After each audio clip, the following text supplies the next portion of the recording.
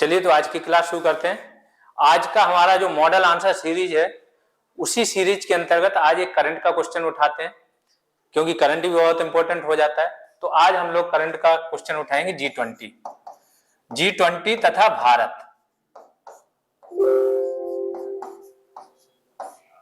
क्योंकि हाल ही में इंडिया को G20 की अध्यक्षता मिली है और 2023 का जो G20 सम्मेलन होगा उसकी अध्यक्षता कौन, इंडिया करेगा। इसलिए ये क्वेश्चन बहुत ज्यादा इंपॉर्टेंट होता है। सितंबर 2023 में सम्मेलन होगा G20 का, तब तक इंडिया इसका अध्यक्ष बना रहेगा। तो सितंबर तक जो भी आपके मेंस एग्जाम होंगे ये टॉपिक आपका बहुत ज्यादा इंपॉर्टेंट हो जाता है। तो चलिए इसके बारे में चर्चा कर लेते हैं। पहला चीज, G20 क्या है। पहला क्वेश्चन तो यही बनता है कि G20 है क्या। तो ध्यान रखो, विश्व की प्रमुख उभरती हुई तथा विकसित अर्थव्यवस्थाएं जो हैं उनका एक रणनीतिक बहुपक्षीय मंच है क्या G20, जिसमें क्या आता है 19 देश हैं आपके जो या तो उभरते हुए होंगे या फिर विकसित होंगे, प्लस एक यूरोपियन यूनियन है। तो G20 में टोटल 20 देश हैं मिला के, लेकिन एक यूनियन है, 19 देश हैं। प्लस ये क्या है, इसका उद्देश्य क्या है। उद्देश्य है कि सदस्य देशों के बीच नीतिगत समन्वय बनाए रखना और नीतिगत समन्वय के साथ साथ वित्तीय समन्वय बनाना और एक नया अंतरराष्ट्रीय वित्तीय ढांचा तैयार करना। तो याद रखना, मेनली वित्त के जो मामले होते हैं, उद्योग के, निवेश के, रोजगार के, स्किल के, इन सब मामलों पे बहुत ज्यादा फोकस करती है G20। इसका महत्व क्यों है, क्योंकि यह दुनिया की जो जीडीपी है इसका योगदान, पूरी दुनिया की जीडीपी में कितना है, 90% योगदान देती है G20 देश। तो चलिए इसका महत्व देख लेते हैं। वैश्विक जीडीपी का लगभग 90%, वैश्विक व्यापार का 80%, इसके बाद वैश्विक जनसंख्या का सिर्फ 60%, और जो उत्सर्जन होता है ग्रीन हाउस गैस, जीवाश्म जनित उत्सर्जन होता है, उसका ये लोग 80% योगदान देते हैं। इसलिए ये दुनिया का सबसे महत्वपूर्ण समूह हो जाता है कौन सा, G20। तो G20 पे जब आप क्वेश्चन लिखोगे, पहला उसका परिचय दे दो कि प्रमुख विकसित और उभरती अर्थव्यवस्थाओं का एक रणनीतिक बहुपक्षीय मंच है जिसका कार्य क्या है, नीतिगत समन्वय, वित्तीय समन्वय और नया वित्तीय ढांचा तैयार करना। यहाँ पे दूसरा इसका महत्व क्यों है, महत्व में आप फैक्ट दे दो, कुछ तथ्य दे दो कि वैश्विक जीडीपी का 90%, विश्व व्यापार का 80% ये देश मिलकर बनाते हैं। इसके बाद ग्रीन हाउस गैस उत्सर्जन का 80% और जनसंख्या 60%। तो यहां से आपका आंसर ना बहुत ज्यादा मजबूत हो जाता है। फिर आ जाते हैं इसके हालिया घटनाक्रम पे कि 17वां शिखर सम्मेलन क्या हुआ था, इंडोनेशिया का बाली में हुआ था, और इंडोनेशिया के जो राष्ट्रपति थे उन्होंने प्रधानमंत्री मोदी को इसकी मशाल थमाई थी और नई अध्यक्षता प्रदान की थी। बाली शिखर सम्मेलन में क्या क्या घोषणा हुई उस पर हम लोग चर्चा करेंगे। G20 का अब तक क्या महत्व रहा है, क्या क्या चुनौतियां इसने सॉल्व की हैं और आगे इसके सामने क्या क्या चुनौतियां, उस पर बात करेंगे। और आखिर में जाएंगे कि इंडिया की अध्यक्षता जो G20 में है वो किस दिशा में आगे बढ़ेगी। तो पहला 17वां शिखर सम्मेलन कहां हुआ है, 15 से 16 नवंबर 2022 को इंडोनेशिया के बाली में हुआ है। इसकी जो थीम थी वो थी रिकवर टुगेदर, एक साथ रिकवर करें और रिकवर स्ट्रॉन्गर। अगर एक साथ रिकवर होंगे तो स्ट्रॉन्गर तरीके से रिकवर होंगे। किस चीज से, कोविड-19 से। मेन परेशानी क्या है, कोविड की, तो यहां से रिकवरी चाहिए। अब आ जाते हैं समाज के हर वर्ग पर कोरोना महामारी तथा आर्थिक संकट के प्रभाव को देखते हुए इसने किस किस क्षेत्र में खाद्य सुरक्षा, ऊर्जा सुरक्षा, वैश्विक स्वास्थ्य निर्माण जैसे बिंदुओं पर ध्यान केंद्रित किया है। एक खाद्य सुरक्षा, कोविड-19 ने क्या किया, बहुत जगह भुखमरी आ गई। एक तो कोविड-19, दूसरा रूस और यूक्रेन का जो संकट हुआ, उसने क्या किया, ये गेहूं का, यूरोप का गेहूं का कटोरा कहा जाता था रूस और यूक्रेन को मिला के, खासतौर से यूक्रेन। वहां पे क्या हुआ, वहां पे फसल चौपट हो गई, प्लस जो अन्न था वो बाहर जा ही नहीं पाया, अनाज गोदामों में पड़ा रह गया। तो ये दुनिया के बहुत सारे देशों में क्या हुआ, एक तो खाद्य संकट आ गया, खाद्यान्न उपलब्ध ही नहीं है। दूसरा, अगर उपलब्ध है तो उसकी कीमत बहुत हाई हो गई। तीसरा, ऊर्जा संकट आ गया कि ऊर्जा की कीमतें बहुत ज्यादा हाई हो गई। यूरोप में जो गैस है आपकी नेचुरल गैस, उसकी कीमत 8 से 9 गुनी बढ़ गई, तेल की कीमत बढ़ गई। तो इस तरीके से खाद्य सुरक्षा, ऊर्जा सुरक्षा, ये जो मेन हो गए, प्लस स्वास्थ्य, कोविड-19 है तो वैश्विक स्वास्थ्य निर्माण जैसे बिंदुओं पे G20 ने क्या किया, ध्यान केंद्रित किया। अब बाली घोषणा पत्र की बात कर लेते हैं। इंडोनेशिया के बाली में इसका सम्मेलन हुआ। तो उसी के नाम पे घोषणा पत्र एक जारी किया गया। उसमें मुख्यतः 5 बिंदुओं पे बात की गई। तो पहला खाद्य पे क्या बात की गई? विकासशील देशों को नाजुक स्थिति से बचाने, जीवन बचाने तथा भूख और कुपोषण रोकने के लिए तत्काल कार्रवाई की आवश्यकता है। क्या बोला इन्होंने? जो मैंने बोला कि मेन पॉइंट क्या रहेंगे? स्वास्थ्य रहेगा, खाद्य सुरक्षा रहेगी, ऊर्जा रहेगी। तो विकासशील देशों में ही प्रॉब्लम होगी या जो अल्प विकसित देश हैं, तो उनको खाद्य संकट से बचाने और जीवन स्तर को बचाने के लिए क्या है बोल रहे हैं कि तत्काल कार्रवाई की आवश्यकता है। और खाद्य संकट में क्या है? एक तो मूल्य वृद्धि और खाद्य वस्तुओं तथा उर्वरकों की कमी सहित खाद्य चुनौतियों से निपटने हेतु समन्वित कार्रवाई की जरूरत है। खाद्य हो गया। दूसरा ऊर्जा। ऊर्जा में क्या करेंगे? स्वच्छ तथा टिकाऊ ऊर्जा, मतलब ग्रीन सोर्सेस जो है ऊर्जा के वो खोजे जाएं, वो सस्ते भी हो, इजीली अवेलेबल भी हो, वो तकनीक हर देश के पास हो।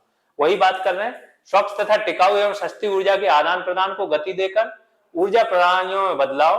और अभी आप लोगों ने सुना होगा नेट जीरो वाला चल रहा है, हर देश ने, अधिकतर जो यूरोपीय देश हैं उन्होंने बोला है कि 2050 तक हम क्या करेंगे? नेट जीरो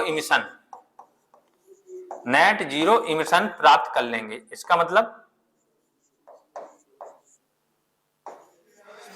मतलब क्या हुआ कि 2050 तक जो ऊर्जा का उत्सर्जन ये लोग करते हैं, ग्रीन हाउस गैसों का जो उत्सर्जन ये लोग कर रहे हैं, उसके बदले में जितना उत्सर्जन होगा उतना ही क्या है? कार्बन सिंक बना लेंगे। मींस कि जो पेड़ पौधे हैं या नेचर है, नेचर क्या करती है? CO2 एब्जॉर्ब करती है। तो जितना नेचर एब्जॉर्ब करेगी हम उत्सर्जन उतना ही करेंगे, जिससे दोनों में एक सामंजस्य बैठेगा और टोटल नेट जीरो इमिशन की स्थिति में हम आ जाएंगे, इनका कहना है। इंडिया ने भी अपना एक पंचामृत जो COP26 हुआ था, COP26 में इंडिया ने क्या किया था? एक पंचामृत करके घोषणा पत्र जारी किया था। और उस घोषणा में क्या बोला था इंडिया ने बोला कि हम 2070 तक क्या नेट जीरो इमिशन प्राप्त कर लेंगे। और चाइना ने कब किया? 2060 तक, कि हम 2060 तक नेट जीरो इमिशन प्राप्त कर लेंगे। फिर आ जाते हैं आतंकवाद पे क्या घोषणा की? तो आतंकवाद पे इन्होंने घोषणा की कि 3 चीजें ही हैं। इंडिया हमेशा आतंकवाद वाले मैटर में इंडिया बहुत स्ट्रांगली अपना योगदान देता है। तो यहाँ पे बोला धन शोधन, मनी लॉन्ड्रिंग, टेरर फंडिंग और व्यवस्थागत जो भ्रष्टाचार है, चाहे वो पर्यावरण अपराध हो या व्यवस्थागत भ्रष्टाचार, इससे निपटना, धन शोधन से निपटना, मनी लॉन्ड्रिंग जिसको बोलते हैं, और टेरर फंडिंग, इन 3 चीजों से निपटने के बारे में घोषणा पत्र में वर्णन किया गया। अगला आ जाते हैं अर्थव्यवस्था। चूंकि मैंने बोला है कि विश्व की प्रमुख अर्थव्यवस्थाएं, इनका मेन उद्देश्य ही है कि नया आर्थिक वित्तीय ढांचा बनाना। तो अर्थव्यवस्था के संबंध में तो ये क्या करेंगे? कुछ ना कुछ अच्छी विशेष घोषणाएं करेंगे। तो इन्होंने क्या बोला कि ऐसे समन्वित प्रयास, एक साथ मिलकर ऐसे प्रयास हो जिससे रोजगार का क्या हो? सृजन हो। सबसे कम विकसित देशों या छोटे देशों का समर्थन करना है। क्यों? क्योंकि छोटे देश या द्वीपीय देश क्या है, अब जलस्तर जैसे बढ़ रहा है ग्लोबल वार्मिंग से, उनके डूबने का खतरा, प्लस उनके यहाँ जीवन यापन के लिए चीजें महंगी हो गई हैं। फिर सार्वजनिक निवेश, जो गवर्नमेंट है, पब्लिक सेक्टर, उसका निवेश, ढांचागत सुधार और बहुपक्षीय व्यापार को क्या करेंगे? मजबूत करेंगे। प्लस आपूर्ति श्रृंखला, सप्लाई चेन को क्या करेंगे? ये लोग फ्लेक्सिबल बनाएंगे। सप्लाई चेन ऐसी हो कि जैसे कोविड में क्या हुआ? कोविड में सप्लाई चेन बाधित हुई, अधिकतर देश चाइना पे बहुत बुरी तरह से डिपेंडेंट थे, और चाइना से कोविड आया, वहां से जैसी चीजें रुकी या अदर देशों से जैसे डिपेंडेंट थे, वहां से कच्चे माल की कहीं से आपूर्ति रुक गई, कहीं से कोई वस्तु की आपूर्ति, तो सारे देशों में चीजों का अभाव हो गया। तो अब ये क्या कर रहे हैं? सप्लाई चेन को एक फ्लेक्सिबल बना रहे हैं, जिससे कि कहीं कोई प्रॉब्लम आ भी जाए विश्व के कोने में तो बाकी जगह चीजें की अभावग्रस्त ना हो। अब आ जाते हैं पर्यटन, कि इन्होंने पर्यटन के बारे में कुछ घोषणा की। पर्यटन क्या है? वैश्विक स्तर पर सुरक्षित आवाजाही तथा संपर्क सुविधा को मजबूत बनाना। मीन्स जो पर्यटन हो रहा है वैश्विक स्तर पर, लोग जा रहे हैं किसी देश से दूसरे, तो उनकी आवाजाही सुरक्षित बनाओ, प्लस सुविधाएं उनकी बढ़वाई जाए। प्लस अधिक मानव केंद्रित, समावेशी, टिकाऊ एवं मजबूत पर्यटन क्षेत्र का पुनर्निर्माण। केंद्र में इसके मानव हो, समावेशी भी हो, टिकाऊ पर्यटन क्षेत्रों का निर्माण हो। ये बात यहाँ पे की गई। ये सारी चीजों का आप लोग नोट बना लीजिएगा, सब कुछ इसमें मैंने डाल दिया है। अगला आ जाते हैं G20 की उपलब्धियां देख लेते हैं कि अब तक G20 रहा है तो उसकी क्या क्या उपलब्धियां रही।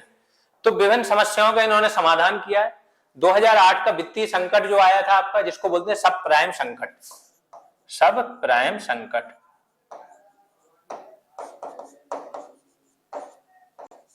यहां पे क्या हुआ था, मंदी आ गई थी।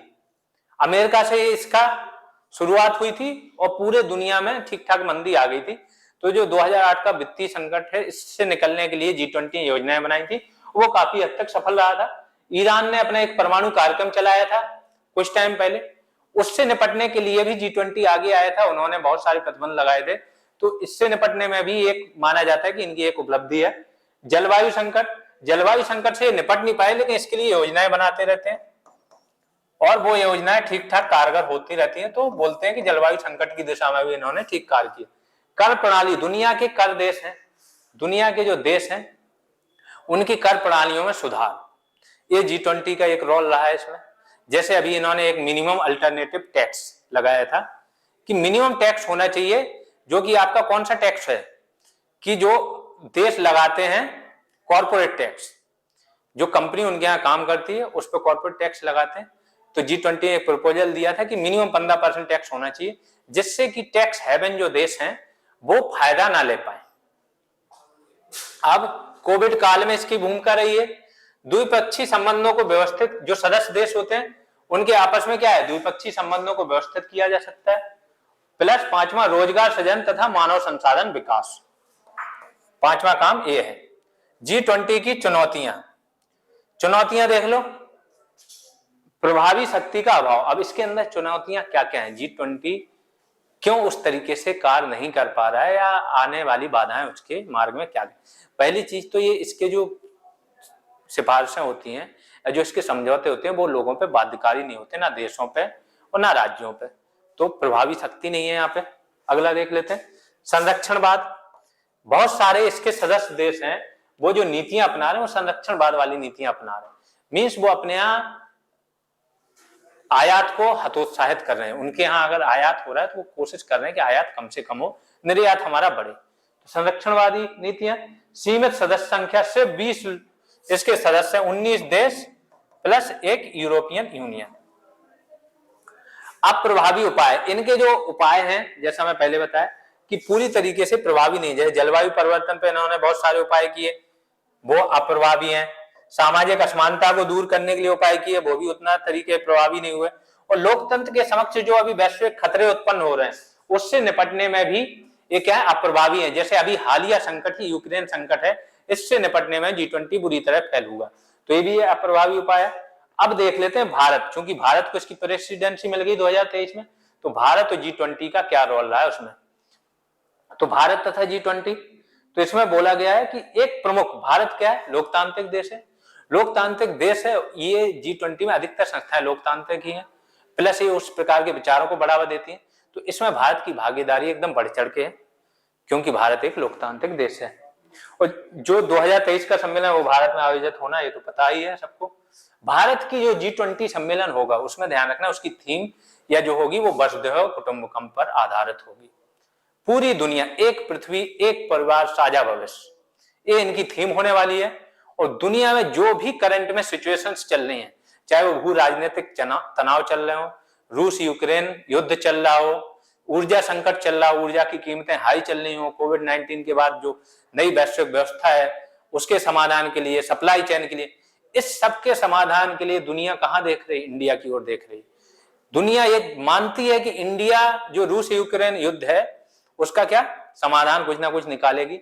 रूस को युद्ध समाप्त करने के लिए इंडिया मजबूर करेगी, और वो सारे काम इंडिया G20 के मंच से कर सकते हैं। तो यहां देख लेते हैं, भारत ऐसे समय में G20 की अध्यक्षता करने जा रहा है जब दुनिया भू राजनीतिक तनाव, आर्थिक मंदी, बढ़ती आर्थिक मंदी के बारे में अभी बता दें। हाल ही में आज कल आपकी गूगल ने छटनी की घोषणा की, 10 से 12 हजार लोग। इसके पहले माइक्रोसॉफ्ट, उसके पहले ट्विटर का सब लोगों ने देखा ही होगा कि ट्विटर ने एक साथ 50% लोगों को हटा दिया था।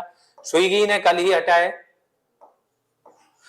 अमेजॉन ने आज से 10-15 दिन पहले 10 से 12 हजार लोगों को हटा दिया था। ये दुनिया की वैश्विक जो सबसे बड़ी कंपनियां इनका बता रहे हैं, ये छटनी कर रहे हैं। ये छटनी कब होती है, मंदी का जब एक इशारा होता है कि मंदी आने वाली है, कंपनी की उतनी कमाई हो नहीं रही, उतने प्रोडक्ट बिक नहीं रहे, उतनी सेवाएं बिक नहीं रही, तो एम्प्लॉइज को सैलरी कहां से देगी। तो वो अपनी कॉस्ट कट करने के लिए क्या कर रहे हैं, लोगों को हटा रहे हैं। तो ये वैश्विक मंदी बढ़ती ऊर्जा कीमतें से जूझ रही है। ऐसे में आगामी सम्मेलन से संपूर्ण विश्व की आशाएं जुड़ी हुई हैं। ये चीज मैं बता चुका, चाहे रूस यूक्रेन युद्ध हो, जलवायु परिवर्तन हो, विश्व की उम्मीदें किससे, भारत से जुड़ी हैं। अब यहाँ पे निष्कर्ष दे दो।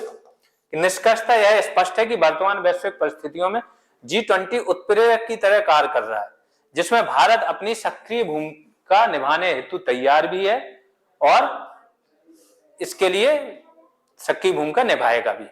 तो इस मॉडल आंसर में इतना ही। नेक्स्ट मॉडल आंसर में उसका टॉपिक नेक्स्ट क्लास में बताएंगे। अभी के लिए इतना ही।